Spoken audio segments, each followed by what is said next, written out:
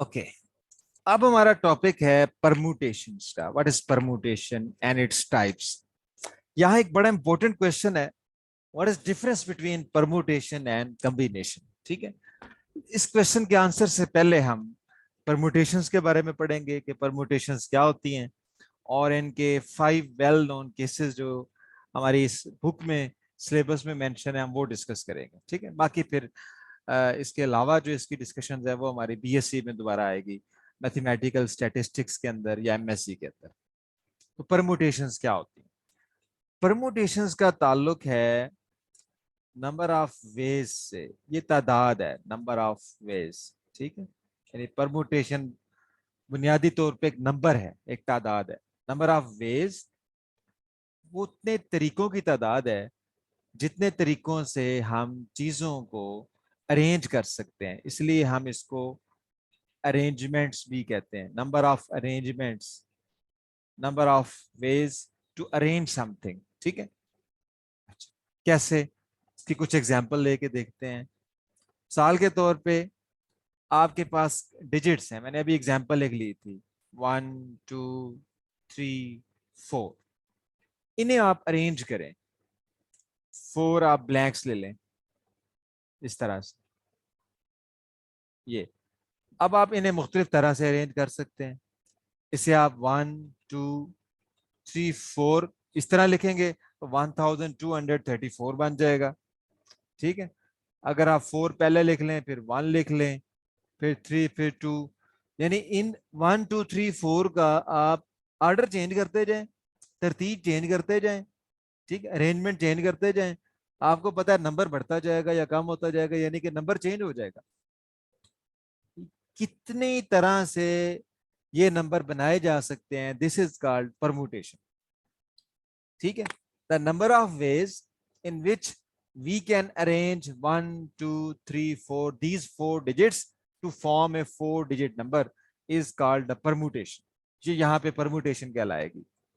अच्छा, इसी तरह आप और एग्जांपल भी ले सकते हैं डिफरेंट कलर्स की। जैसे ये एक कलर है, फर्ज करें यहाँ से रेड कलर है ये। ठीक है, उसके बाद येलो कलर है, उसके बाद यहाँ पे ये ग्रीन कलर है।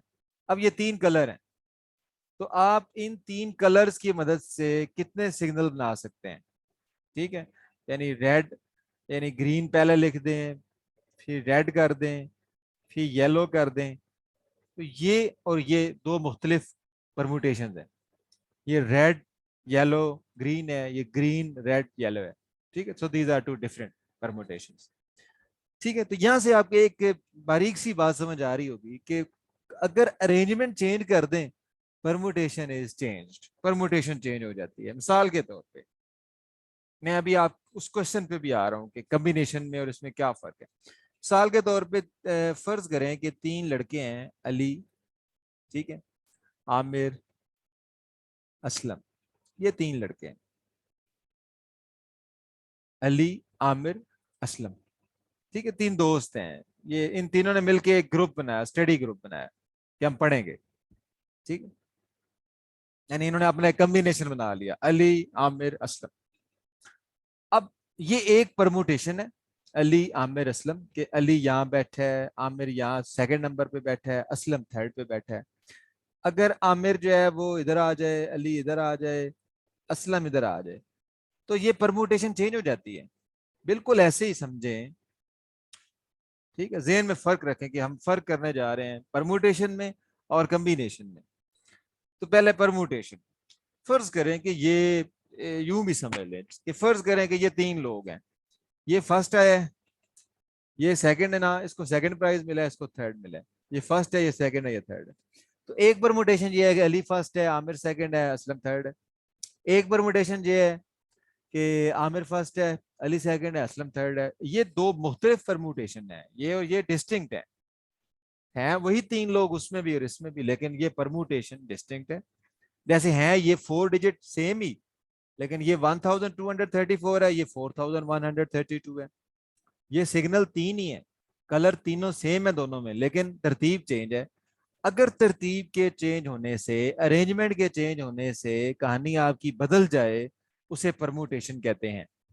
If your story is changed with the change in order, then that is called permutation. And what is combination? Combination क्या होता है? डिटेल से तो हम अगले लेक्चर में पढ़ेंगे, लेकिन ये एक बहुत इंपॉर्टेंट होने की वजह से मैं डिस्कस कर रहा हूं यहाँ पे। कम्बिनेशन क्या है? कम्बिनेशन ये है कि आपकी क्लास में से तीन तीन लोगों ने पढ़ने के लिए स्टडी ग्रुप बनाए कि हम मिलके तैयारी करेंगे, अली, आमिर और असलम, हम मिलके तैयारी करेंगे। अब ये जो पहली परमुटेशन है जिसमें अली पहले नंबर पे बैठा है, फिर आमिर, फिर असलम, और ये जो दूसरी परमुटेशन है जिसमें आमिर पहले नंबर पे है, दूसरे पे अली है, तीसरे पे असलम है, ये दोनों एक ही कॉम्बिनेशन है। क्यों? क्योंकि वही तीन लड़के इस ग्रुप में हैं जो इसको, तो ग्रुप तो ये एक ही है। अगर आप इसे एक ग्रुप कंसिडर करें कि तीन तीन लड़के मिलके स्टडी ग्रुप बना रहे हैं, तो ये ग्रुप तो एक ही है। हमें नहीं फर्क पड़ता कि अली किस सीट पे बैठे, आमिर कहाँ बैठे, असलम कहाँ बैठे, वो ग्रुप नहीं चेंज होगा। यानी ग्रुप से मुराद वो कॉम्बिनेशन चेंज नहीं होगा। कॉम्बिनेशन तब चेंज होगा जब इसमें से कोई आदमी चेंज होगा, कोई स्टूडेंट चेंज, कोई नाम चेंज होगा, तो हम कहेंगे कि ये एक नया कॉम्बिनेशन है। आपको बात समझ आ गई? आप क्रिकेट की फॉर्म में थोड़ा सा इसको देखें। क्रिकेट की फॉर्म, क्रिकेट में फर्ज करें 11 प्लेयर गेम खेल रहे हैं, ठीक है। अब यहाँ पे दो चीजें होती हैं। एक चीज होती है, पहली चीज है टीम, दूसरी चीज है आपका बैटिंग या बॉलिंग ऑर्डर। इन दो से आप समझे, टीम से समझे और बैटिंग ऑर्डर से समझे। देखो, आपके 11 प्लेयर है ना, आपके पास एक टीम बन गई है। उसके बाद आप बैटिंग ऑर्डर तय करते हैं, पहले नंबर पे ये आएगा, दूसरे पे ये आएगा, तीसरे पे ये आएगा, चौथे पे ये आएगा, पांचवें पे ये आएगा, 11वें पे ये आएगा। अब आपके पास 11 प्लेयर्स की एक टीम बन गई। उस टीम का आपने एक बैटिंग ऑर्डर तय कर लिया, तो ये जो एक बैटिंग ऑर्डर है ना, ये एक परमुटेशन है। अब अगर आप बैटिंग ऑर्डर चेंज कर देते हैं, अली ने फर्स्ट पोजीशन पे आना था, असलम ने सेकंड नंबर पे आना था, आप असलम को पहले नंबर पे कर देते हैं, अली को सेकंड नंबर पे कर देते हैं, इसका मतलब है कि आपने बैटिंग ऑर्डर चेंज कर दिया। बैटिंग ऑर्डर चेंज होने का मतलब है कि आपकी जो परमुटेशन है ना, वो चेंज हो गई है। ये एक नई परमुटेशन है बैटिंग ऑर्डर चेंज होने से। पहली बैटिंग ऑर्डर एक परमुटेशन, फिर उनका बैटिंग ऑर्डर चेंज किया, ये दूसरी परमुटेशन है, फिर बैटिंग ऑर्डर चेंज करते हैं तो ये तीसरी परमुटेशन है, ठीक है। जबकि टीम वो एक ही है। टीम कब बदलेगी? जब इन 11 प्लेयर में से कोई तब्दीली करेंगे, किसी नए प्लेयर को या किसी प्लेयर को रिप्लेस करेंगे, तो टीम बदलेगी। तो ये जो टीम है ना, ये है कॉम्बिनेशन। लिहाजा अगर वही 11 खिलाड़ी रहते हैं तो कॉम्बिनेशन एक ही है। और ये जो बैटिंग ऑर्डर है, ये परमुटेशन है, तरतीब है, किस तरतीब से वो बैटिंग के लिए आते हैं। तो this is the difference between the combination and the permutation, ठीक है। आपको थोड़ा सा एक गैस भी मिल रहा होगा यहाँ पे कि अगर आप के पास सेम ऑब्जेक्ट्स हों, तो जो नंबर ऑफ कॉम्बिनेशन है that is less than the number of permutations, ठीक है। अच्छा, अब हम परमुटेशन की मजीद डिटेल पे चलते हैं और हम कुछ टाइप्स पढ़ते हैं और परमुटेशन का फार्मूला ड्राइव करते हैं। Okay, let us discuss case 1, non repeated used all at a time. Again we get help from same example, ठीक है, ताकि हम जरा क्विकली चले जाएं। फर्स्ट करेंगे, हमारे पास हैं 3 डिजिट्स, 2, 4 एंड 6, और हमने इनकी मदद से बनाने हैं नंबर्स, ठीक है। We have 3 spaces, 3 digits. How many numbers can be found by using 3 digits used all at a time when no digit is repeated? Repeat नहीं करना आपने, 2, 4, 6 को लेके चलना है। अच्छा, मैंने पहले भी ये प्रूव कराया था, बट आई रिपीट दिस। अब देखें, ये आपके पास यूनिट प्लेस है, ठीक है, वंस प्लेस है, ये टेंस प्लेस है, ये 100 प्लेस है। वंस प्लेस पे आपके पास 3 ऑप्शन है, 2 भी आ सकता है, 4 भी आ सकता है, 6 भी आ सकता है। टेंस प्लेस पे आपके पास, अगर फर्ज करें आप फिक्स कर देते हैं कि इनमें से 2 यहाँ पे आ गया, अब आपके पास 10 प्लेस पे 2 ऑप्शन रह जाती हैं, इन दो में से कोई एक आएगा। फर्ज करें 6 आ गया, अब आपके पास 100 प्लेस पे एक ही ऑप्शन बचता है, उससे नहीं आना है। तो टोटल ऑप्शन क्या है? यूनिट प्लेस पे 3 है, 10 प्लेस पे 2 है, 100 प्लेस पे 1 है। सो जब तो परमुटेशन जो है वो क्या होती है? प्रिंसिपल ऑफ काउंटिंग ये कहता है कि हर पोजीशन पे जितने आपके पास वेज है ना, उनका आप प्रोडक्ट ले लें तो वो permutation 3 2 1। So answer is 3 2s are 6। In short this is 3 factorial. इस एग्जाम्पल से अब आपको मैं आसानी से समझा सकता हूं कि अगर आपके पास n ऑब्जेक्ट्स हों, if the total number of objects is n, ठीक है, case 1, n distinct, these are distinct n objects, ठीक है। तो इसका मतलब क्या होगा? You have n places. Place number 1 पे आपके पास कितनी ऑप्शन होंगी? प्लेस नंबर 1 पे आपके पास n ऑब्जेक्ट है, n ऑप्शन है। अब एक एलिमेंट यहाँ फिक्स हो गया है, अब कितने रह गए? यहाँ n-1 रह गए। अब दो फिक्स हो गए, अब कितने रह गए? n-2 रह गए। अब कितने रह गए? n-3 रह गए।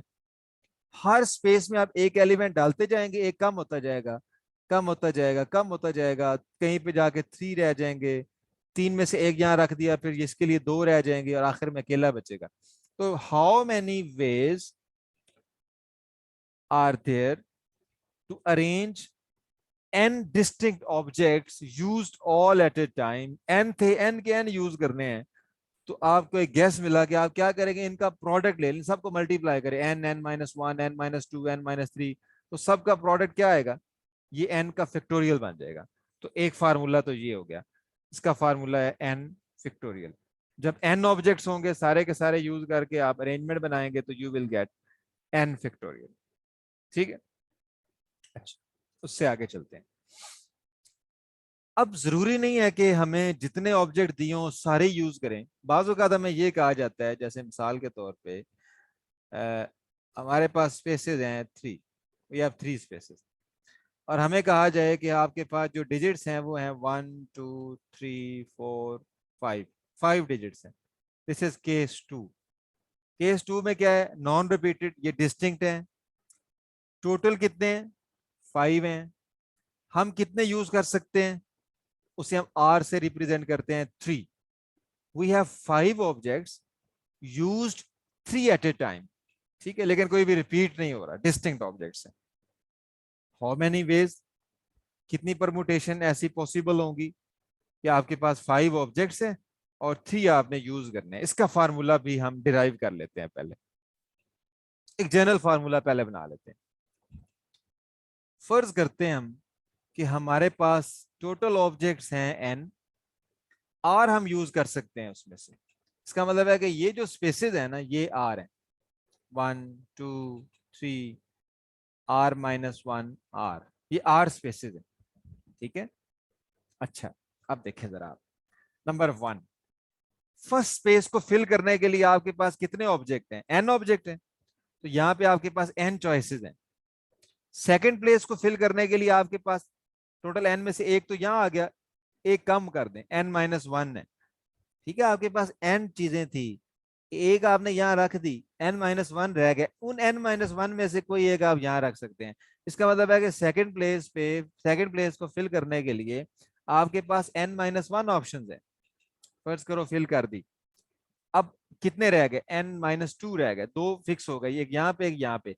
थर्ड प्लेस को फिल करने के लिए आपके पास n-2 ऑप्शन है। इसी तरह चलते चले जाएं, r-1 प्लेस पे आप चले, पहले आर पे आप पहुंच गए। आर पे कितनी ऑप्शन बची होंगी? ये देखें, जब 2 पे थे तो 2 से एक कम, n-1। जब 3 पे थे तो उससे एक कम, n-2। जब आर पे पहुंचे तो उससे एक कम, यानी कि r-1। इतनी ऑप्शन पड़ी है आपके पास। अब जरा आप इनको मल्टीप्लाई करें तो आपके पास टोटल परमुटेशन वो क्या आएगी? n-r+1 कर दें इसको, n-r+1। इससे पीछे क्या होगा? साफ जाहिर है, फिर इसके पीछे इससे बड़ा नंबर होगा, क्योंकि n बड़ा नंबर है, बड़े नंबर की तरफ जा रहे हैं। n-r+1 है, तो यहाँ पे क्या होगा? +2 हो जाएगा, ऐसे। और ये चलते चलाते n-2 n-1 और n, तो ये आंसर आ जाएगा। These are the number of permutation. अब इसे जरा आप शॉर्ट फॉर्म में लिखे। मैंने आपको फर्स्ट पार्ट में ये समझाया था कि आप बड़ा नंबर देखते हैं कौन सा, बड़ा एन है। एन का फैक्टोरियल बनाने के लिए यहाँ आपको एन माइनस आर का फैक्टोरियल चाहिए। तो आप क्या करें, एन माइनस आर के फैक्टोरियल से मल्टीप्लाई कर दें, एन माइनस आर के फैक्टोरियल से आप डिवाइड कर दें। तो ये जो नोमिनेटर है ये क्या बन जाएगा, एन माइनस आर फैक्टोरियल का मतलब है कि वन से लेकर एन माइनस आर तक ये पड़ा है, उसके बाद ये उससे बड़ा है, ये उससे बड़ा है, करते करते कहाँ चला गया, एन तक। तो ये एन का फैक्टोरियल मुकम्मल हो गया। और डिनोमिनेटर में एन माइनस आर, तो ये फार्मूला बन गया। और इसे हम लिखते हैं n P r. N P r पढ़ते हैं इसको, एन पी आर के total n object used r at a time. मिसाल के तौर पे 5 पी आर, 5 पी 3 बनेगा। वो क्या बनेगा, 5 फैक्टोरियल ओवर 5 - 3 फैक्टोरियल। तो आप याद कर लें एन पी आर का फार्मूला क्या बनेगा, n P r is equal to n factorial over n minus r factorial. तो सेकंड फार्मूला हमारे पास ये बन गया, n P r which is equal to n factorial over n minus r factorial. ठीक है, ये कब होगा, जब एन ऑब्जेक्ट है और उसमें से आर यूज करने हैं। अब आप जरा गौर करें कि जो पहला केस है वो इसका एक स्पेशल केस बन जाएगा। अगर इस फार्मूला में एन पी आर में आप पुट करते हैं, मसलन आप एन इक्वल टू आर कर दें कि एन ऑब्जेक्ट है और सारे के सारे यूज करने हैं, आर भी एन है और एन भी एन है। ठीक है, आपका फार्मूला ये है एन पी आर। अगर आप आर को भी एन पुट कर दें कि एन ऑब्जेक्ट हैं, सारे के सारे एट ए टाइम यूज करने हैं, तो क्या फार्मूला बनेगा, n factorial over n minus n, क्योंकि इनको माइनस करना होता है, एन माइनस एन फैक्टोरियल। तो ये बन जाएगा एन फैक्टोरियल ओवर 0 फैक्टोरियल, तो ये बन जाएगा एन फैक्टोरियल। ठीक है, और यही केस वन है। इसका मतलब है कि जो केस वन है वो स्पेशल केस है केस टू का, या यूं कह लें case two is generalisation of case one. ये जो केस टू है ये केस वन की एक जनरलाइजेशन है। इसके अलावा आप कैलकुलेशन करें, एन पी जीरो का क्या जवाब आता है, एन पी वन का क्या जवाब आता है। ठीक है, थोड़ा सा आप प्रैक्टिस के लिए यूज कर लें। आप कुछ रिजल्ट्स भी देखिएगा, यानी आप देखें कि एन पी आर है, n P r minus one है, ठीक है, n P n minus r है। जरा आप इनके रिजल्ट्स ऑब्जर्व करें, इनका रिलेशनशिप देखें आपस में। ठीक है, चलें यहाँ हम एक ब्रेक लेते हैं। ब्रेक के बाद जब आप आएंगे तो हम पढ़ेंगे permutations when we have repeated objects। ठीक है, when we have some repeated objects, and then about circular permutation। ठीक है।